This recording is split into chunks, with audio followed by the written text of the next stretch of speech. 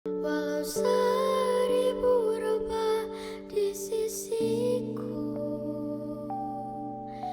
Kau tetaplah Allah penolongku.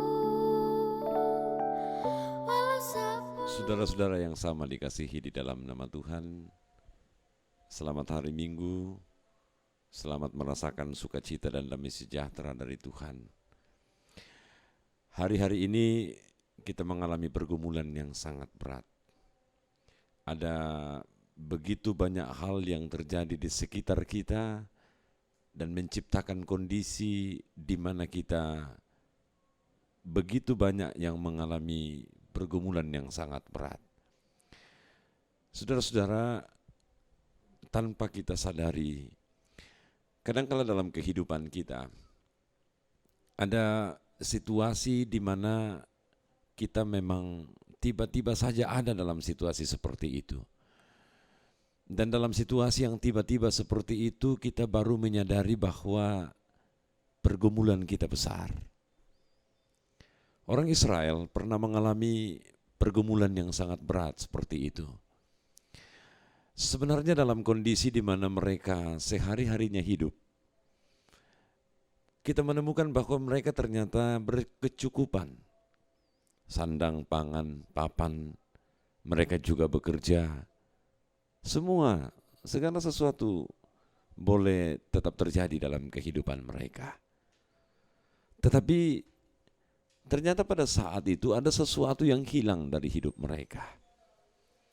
Sesuatu yang hilang itu adalah iman mereka, kebersamaan mereka dengan Allah. Dan ternyata di pembuangan itu, keadaan itu, sesuatu yang hilang itu sudah lama. Dan oleh karena itu, pergumulan mereka saat itu menjadikan mereka menginginkan pemulihan. Dan pemulihan yang mereka harapkan itu adalah sesuatu yang harusnya menjadi luar biasa. Sesuatu yang menjadikan mereka, pergumulan mereka yang memang luar biasa itu harus dipulihkan, diselesaikan dengan cara yang luar biasa. Mereka bingung. Mereka mengharapkan dengan sangat tentang keadaan itu, tetapi ternyata tidak ada cara untuk itu. Nah, satu hal dalam firman Tuhan yang kita kemudian baca sebagai bacaan utama kita pada saat ini, dari Yehezkiel pasal 37 ayat 1 sampai ayat yang ke-14. Tuhan datang melalui Yehezkiel. Dan kedatangan Tuhan melalui Yehezkiel itu adalah sebuah kedatangan untuk memulihkan, menjawab kerinduan bangsa Israel di pembuangan tentang bagaimana mereka diangkat dari pergumulan mereka. Tetapi saudara-saudara, cara yang luar biasa dari Allah itu sedikit bertemu dengan keadaan yang cukup aneh, paling tidak bagi Yehezkiel. Mengapa? Dalam ayat 1 saya baca firman Tuhan, lalu kekuasaan Tuhan meliputi aku, dan ia membawa aku keluar dengan perantaraan rohnya, dan menempatkan aku di tengah-tengah lembah, dan lembah ini penuh dengan tulang-tulang. Saudara, ini aneh. Mengapa aneh? Karena Tuhan Allah datang untuk menyelesaikan pergumulannya Israel yang hebat itu, dan dalam tanda petik Yehezkiel pasti percaya bahwa cara Allah ini pasti luar biasa juga. Tetapi kenapa kekuasaan Tuhan itu mengantarnya dalam sebuah penglihatan ke lembah. Dan di lembah itu ada begitu banyak tulang-tulang berserakan. Mengapa kekuasaan Allah itu tidak terjadi saja dalam sebuah bentuk ibadah yang hikmat, ibadah yang diliputi dengan kekuatan ibadah tersebut dan sebagainya. Mengapa di lembah?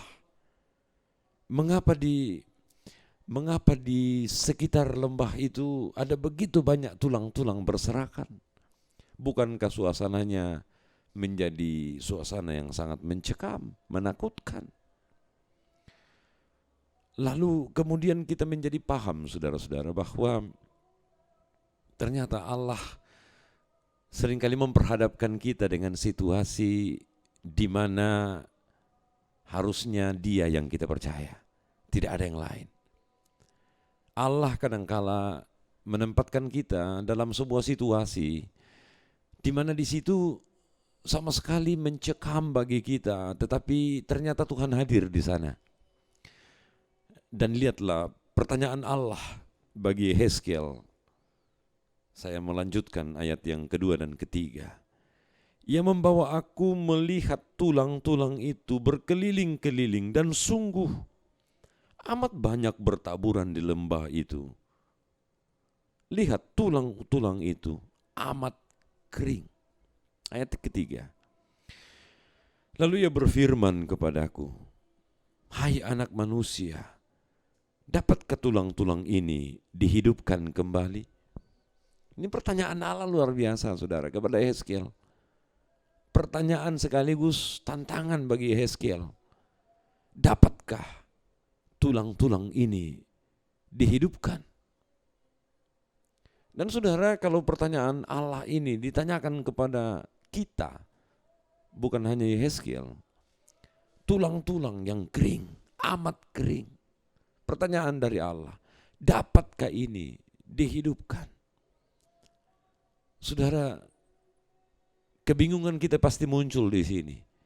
Bisa tidak tulang-tulang yang kering, yang amat kering, yang sudah lama kering itu bisa dihidupkan kembali? Saya baru sadar, saudara, dan kita juga mungkin baru sadar, bahwa ternyata dalam beberapa bagian Alkitab yang sering kali kita baca, Allah memperhadapkan segala sesuatu dengan cara yang rumit. Seperti misalnya pertanyaan tadi, dapatkah tulang-tulang yang kering itu dihidupkan kembali? Tentu dalam kebingungannya, Yehezkiel sama seperti kita, tidak mungkin ini, mustahil ini. Dan oleh karena itu terjawab dalam jawaban Yehezkiel juga masih dalam ayat yang ketiga. Ya Tuhan Allah, Engkaulah yang mengetahui. Seakan-akan Yehezkiel ini mengatakan bahwa bagi saya ini mustahil, Tuhan. Tetapi karena Engkau yang mengatakannya, Engkau yang mensabdakannya, Engkau sendiri yang mengetahuinya. Dan ternyata, saudara, itu cukup. Itu cukup, saudara. Mengapa ini cukup? Allah mengatakan, dan Allah ingin mengatakan kepada Yehezkiel, itu cukup. Tergambar dalam ayat yang ke-6, ayat yang ke-13, dan ayat yang ke-14. Ternyata itu cukup bagi Allah. Karena apa?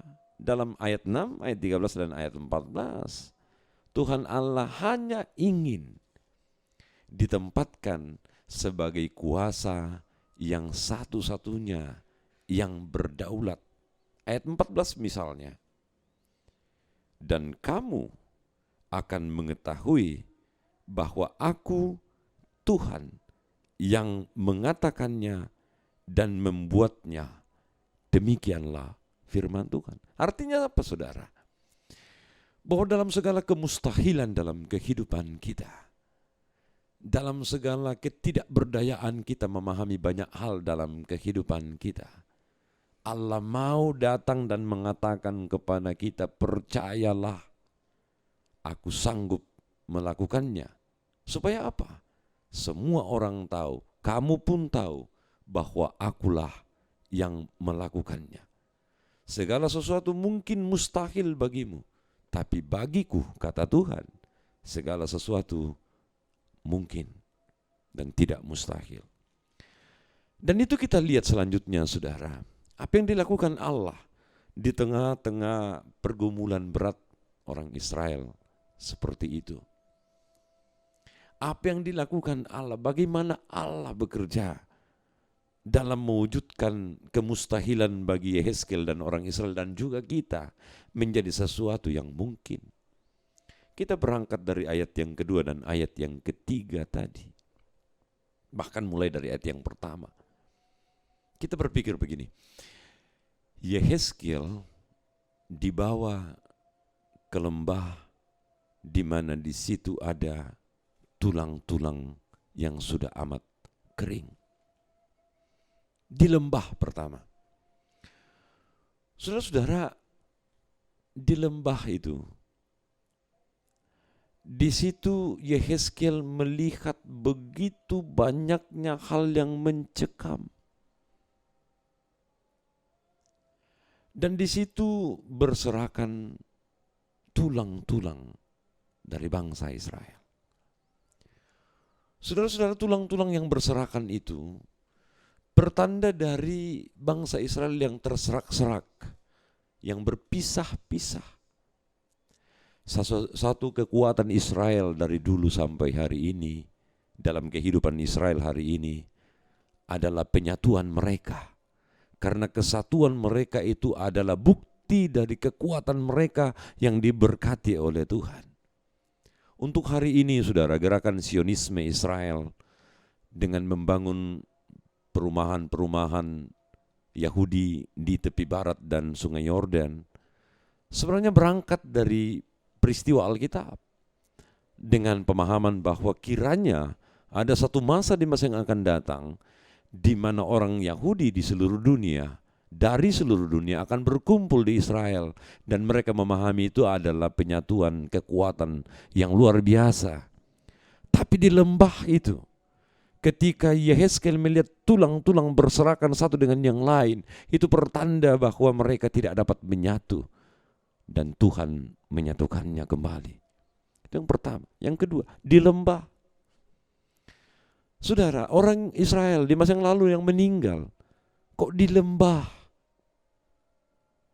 Bagi sebagian besar suku-suku di Indonesia, khususnya misalnya orang Toraja, hal yang paling berharga itu adalah ketika ada anggota keluarga yang meninggal, lalu kemudian diupacarakan berhari-hari, menghabiskan biaya yang begitu besar, bahkan terakhir dimakamkan dan diusahakan dimakamkan di tempat yang harus beda dari tempatnya orang lain dimakamkan. Itu baru harga diri, harkat martabat keluarga muncul di sana. Itu kebiasaan kita. Tapi saudara, di sini kita melihat kehinaan orang Israel yang begitu besar. Ini di lembah. Dan tulang-tulang berserakan di situ. Itu berarti bahwa orang Israel di masa yang lalu itu meninggal dengan cara yang dikuburkan tidak layak. Bahkan tulang-tulang mereka itu pertanda bahwa daging-daging itu sebelumnya dimakan oleh binatang buas. Sebuah kematian yang sangat hina. Dan Allah pada bagian terakhir yang dilihat oleh Yehezkiel membangkitkan itu. Memberi kemuliaan dan kepulihan yang luar biasa dalam bagian itu. Dan saudara-saudara, dalam bagian itu pun kita dapat melihat bahwa tulang-tulang itu sudah amat-amat kering. Itu tandanya apa, saudara? Bahwa penderitaan mereka, pergumulan mereka ternyata sudah sangat lama. Itu latar belakangnya, saudara. Bagaimana kepulihan dari Allah itu luar biasa dinyatakan kepada orang Israel. Kemudian berikutnya kita pun melihat bagaimana cara Allah melakukan itu. Dan ini yang amat-amat penting saya kira. Saudara, setelah melihat gambaran yang luar biasa itu dan pekerjaan kemuliaan itu harus dilakukan, kita pelajari bagaimana caranya Allah untuk melakukan itu. Ayat 4. Lalu firman-Nya kepadaku, bernubuatlah mengenai tulang-tulang ini. Dan katakanlah kepadanya, hai tulang-tulang yang kering, dengarlah firman Tuhan. Pertama Allah mengajak Yehezkiel, ini menarik saudara. Allah mengajak Yehezkiel untuk bernubuat kepada tulang-tulang yang kering ini. Anda mengatakan ini masuk akal? Bagi saya tidak masuk akal. Tulang-tulang kering kok bernubuat, berkata-kata, bersabda kepadanya. Tapi ini Tuhan yang mengatakannya. Yehezkiel harus melakukannya. Mengapa saudara? Dan ternyata terbukti kalau kita ingat-ingat kembali dalam bagian firman Tuhan, dalam bagian Alkitab, di Perjanjian Baru misalnya, orang-orang pernah menjadi kaget luar biasa. Murid-murid Yesus pernah kaget luar biasa. Di danau itu, pada malam hari itu, ketika badai, topan, mengamuk, dan lain sebagainya, dan hampir-hampir saja membuat mereka binasa, mereka membangunkan Yesus, dan apa yang Yesus lakukan? Menghardik badai itu. Bersabda, berkata-kata kepada badai itu. Dan apa yang terjadi? Badai itu menjadi tenang sekali. Danau itu menjadi tenang sekali. Bukan hanya itu, saudara. Yang kedua, yaitu peristiwa ketika Lazarus dibangkitkan. Bagaimana Yesus berkata-kata kepada mayat, kepada jenazah Lazarus, "Hai Lazarus, bangkitlah." Di sini kita dapat melihat kuasa Tuhan itu sanggup untuk terjadi dalam keadaan apapun. Kuasa Tuhan itu, sabda Tuhan itu sanggup untuk dilakukan dan terjadi dalam bentuk apapun, baik kita manusia, alam semesta, dan apapun yang terjadi di tengah-tengah kehidupan kita. Apalagi yang namanya penyakit, saudara. Allah sanggup untuk melakukannya. Tapi catatan pentingnya di sini, saudara-saudara, adalah Yehezkiel diajak untuk bernubuat. Artinya apa, saudara? Artinya Allah bisa melakukan kuasanya dengan hebat. Tapi Allah tidak mau kalau manusia, kalau Yehezkiel, kalau kita tidak melihatnya dalam keseharian kehidupan kita. Allah tidak mau kalau kuasanya, kalau mujizatnya itu tidak kita pahami dalam proses sehari-hari dalam kehidupan kita. Oleh karena itu bernubuatlah, hai Yehezkiel. Saudara, lihatlah bagaimana pekerjaan Allah ketika Allah menyuruh Yehezkiel bernubuat terlebih dahulu. Atau katakanlah contoh paling dekat adalah ketika proses membangkitkan Lazarus yang dilakukan oleh Yesus. Jangan melihat hasil akhirnya, saudara. Yaitu ketika Yesus memanggil nama Lazarus dan Lazarus benar-benar berjalan dari kubur. Jangan lihat hasil akhir itu. Kalau itu ya Yesus berkuasa. Tapi kita harus lihat latar belakangnya apa. Sebelumnya beberapa hari yang lalu, Maria dan Marta, kedua saudara Lazarus ini, begitu bergumul, menderita, berduka cita, hilang harapan. Mengapa? Lazarus ketika setengah mati, ketika sakitnya itu luar biasa, bahkan meninggal, di situ tidak ada Yesus. Mengapa, saudara? Penderitaan luar biasa adalah ketika penderitaan kita umat manusia ada, terjadi, lalu Yesus tidak bersama dengan kita. Itu penderitaan, itu pergumulan, saudara. Dan ternyata waktunya tepat, di waktu Tuhan sendiri, Dia datang di tengah-tengah duka cita itu. Sekalipun beberapa hari lamanya yang lalu, Lazarus telah bahkan dikuburkan. Tetapi Yesus mengatakan kepada Maria dan Marta, percayakah engkau bahwa Lazarus bisa dibangkitkan? Pada akhirnya proses pertanyaan itu, pada akhirnya Maria dan Marta mengatakan, ya kami percaya, ya saya percaya. Dan lihatlah apa yang terjadi, bahwa segala sesuatu mungkin bagi Allah kan. Jadi saudara, di tengah-tengah pergumulan kita hari ini, di tengah-tengah kemustahilan kita untuk keluar dari pergumulan kita hari ini, masih ada harapan. Mengapa ada harapan? Karena di lembah yang dilihat oleh Yehezkiel itu sendiri terjadi kuasa Allah yang sudah sangat besar.